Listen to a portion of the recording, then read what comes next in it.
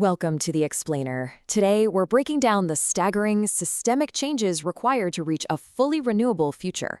You know, we so often think of the energy transition as just swapping a gas pump for an electric plug, or maybe trading a coal plant for a solar panel. But the truth is way more complex than that, and frankly, it's a lot more fascinating.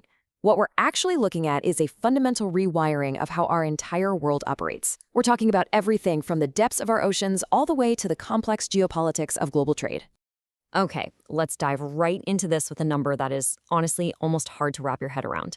10 trillion euros.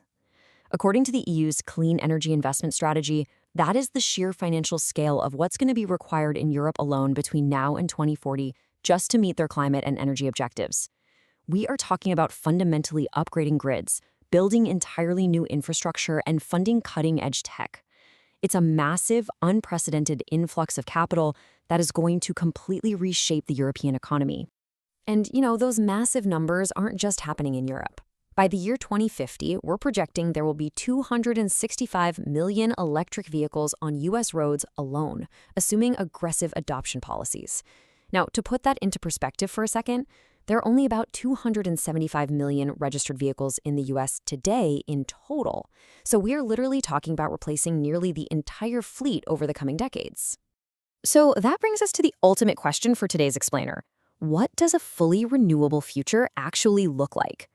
Posing this question kind of shatters the illusion that the transition is just about putting a few solar panels on a suburban roof.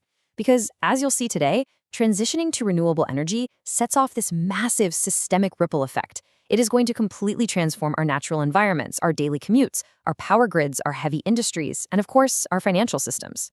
Section 1. Reshaping our natural world. Because before we can consume all this clean energy, we obviously have to generate it, right? And that has a very direct physical impact on global ecosystems. For decades, the standard strategy in developing nations across Africa, South America, and Southeast Asia was to build these massive mega dams on tropical rivers. And while, sure, it generated power, it absolutely devastated local river ecosystems. But today, research shows that deploying a diverse mix of solar, wind, and modern energy storage is actually safer, cheaper, and far less destructive than damming up those vital waterways. It is a complete 180 in our environmental strategy. And this physical shift extends right out into the oceans, where we're expecting over 205 gigawatts of new offshore wind capacity to be added over just the next decade. This incredible scale-up is really being led by China, Taiwan, and Europe. We're going to see a literal physical transformation of our seascapes, with offshore wind expected to contribute more than 20% of all total wind installations by 2025. The physical footprint of our energy generation is moving offshore in a really massive way. Section 2. The electric vehicle surge.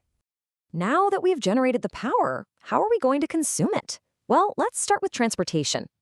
Under a nationwide EV policy scenario, a stunning 86% of the 2050 U.S. vehicle fleet will be electric, with only 14% remaining as internal combustion. Just think about what that actually means for your daily life. The everyday sounds of our cities will change, the air quality will drastically improve, and the traditional corner gas station, it might just become a relic of the past. Our daily commutes are going to be entirely revolutionized. Section 3. Bracing the power grid. Because here's the thing, you can't just plug 265 million cars into the wall without making the electrical grid break a serious sweat. This brings us to a massive headache that is quite literally keeping utility operators awake at night. It's known as the duck curve. Imagine millions of people coming home from work right around 6 or 7 p.m. The sun goes down, meaning solar power drops off, but everyone simultaneously turns on their ovens, cranks up the air conditioning, and, crucially, they plug in their EVs. Demand absolutely skyrockets exactly when the sun clocks out for the day. If everyone just plugs in whatever they want, which is what we call unmanaged charging, it could add a disastrous 450 gigawatts to peak demand at 7 p.m. But if we can manage even 50% of that charging, say delaying it until midnight when overall demand is super low, we can cut that peak impact almost in half, down to 230 gigawatts. With total U.S. electricity demand expected to increase by 40% overall by 2050 just from EVs, managing when we charge isn't just a nice idea. It is absolutely crucial to prevent the grid from collapsing. So, how do we fix it? We do it through managed charging and vehicle-to-grid, or V2G technologies. This is where the future gets really cool. Your car essentially becomes a giant mobile battery. It can charge up when the sun is shining and power is cheap. Then, during that evening peak we just talked about, your car can actually discharge electricity back into the grid or even power your own house during a blackout. We aren't just driving cars anymore. We're driving around distributed energy backup generators. Section 4. The green hydrogen boom. Now we're moving beyond our garages and into the macro economy. Because while you can easily plug a car into a battery, you can't exactly plug in a giant steel mill. Green hydrogen is really the missing piece of the puzzle for these hard-to-abate industrial sectors, things like cement, steel, fertilizers, and chemicals. To put that into perspective, cement production alone accounts for roughly 8% of all global CO2 emissions. Decarbonizing these heavy hitters is absolutely critical, and as global demand surges to an expected 528 million tons by 2050, this is going to transform into a $500 billion market. And this new commodity is going to completely redraw the geopolitical map. The countries that will dominate this new export market aren't necessarily the ones with the most oil anymore. They're the ones with the most abundant, cheap sun and wind, plus plenty of open land. Emerging players are already stepping up. The UAE, Saudi Arabia, India, Oman, and Namibia. Oman, for instance, has already earmarked 65,000 square kilometers of land just for renewable and hydrogen development. And Namibia is leveraging its vast land and desalinated seawater to become a major global exporter. It's truly a whole new world order for energy. Section 5. Financing the clean future. Because honestly, how on earth do we actually pay for all this global rewiring? Let's look at the European Union strategy as a prime example of the complex financial engineering required here. Public money alone simply cannot cover that 10 trillion euro price tag we saw earlier. Instead, public funds are being used strategically as a lever to attract massive private capital. They're doing this through 4 key steps. First, strengthening grid operators with hybrid bonds to expand their debt capacity.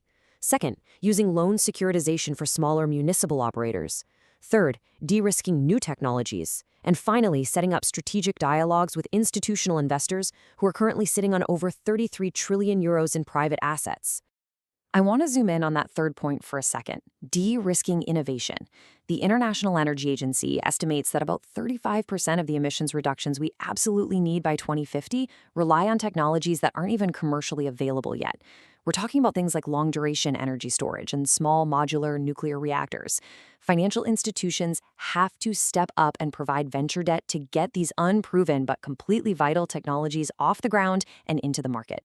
As Nicola Beer, Vice President of the European Investment Bank, perfectly summarizes, in this early stage of green hydrogen project development, it is important to have blended finance. See, you can't just fund a wind farm and ignore the grid, or fund hydrogen production without having an end buyer lined up. It all requires a highly comprehensive, blended financial package that combines public grants, commercial loans, and venture debt to make these massive infrastructure projects actually bankable. Which leaves us with this final, kind of provocative thought.